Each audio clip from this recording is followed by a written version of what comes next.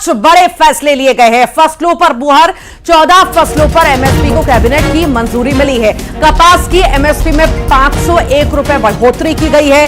धान का नया एमएसपी 2300 रुपए किया गया है। यह बयान भी सामने आया है अश्विनी वैष्णव के द्वारा। तो मोदी कैबिनेट की बैठक में 5 बड़े फैसले, उनमें से ये फैसलों का जिक्र हम कर रहे हैं। फसलों पर मुहर जो है लगी है, ये जो फैसले हैं बड़े, 14 फसलों पर एमएसपी को कैबिनेट की मंजूरी मिल चुकी है। कपास की एमएसपी में 501 रुपए की बढ़ोतरी की गई है। साथ ही साथ धान का नया एमएसपी 2300 रुपए किया गया है। तो कई बड़े फैसले, जैसे ही कुर्सी संभाली सभी ने, और ये बड़े फैसले लगातार हम देख रहे हैं। शुरुआत में ही हमने देखा कि किसानों को राशि देने का काम जो हुआ और उनके लिए बड़ा फैसला लिया गया सबसे पहले।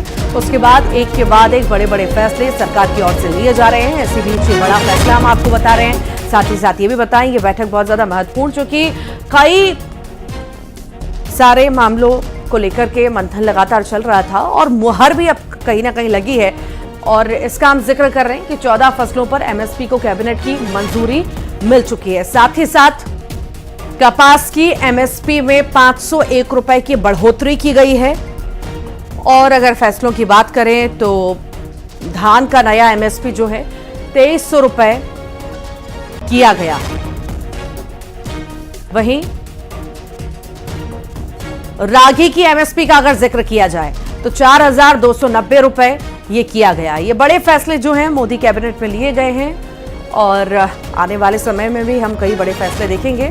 पर आप देखिए, नई सरकार बनी, शपथ ग्रहण हुआ, उसके बाद से ही एक्शन मोड में पूरी तरह से सरकार, बैठकों का दौर लगातार जारी, और अब बैठक में ये बड़े फैसले जो है लिए गए हैं जिनका हम जिक्र कर रहे हैं।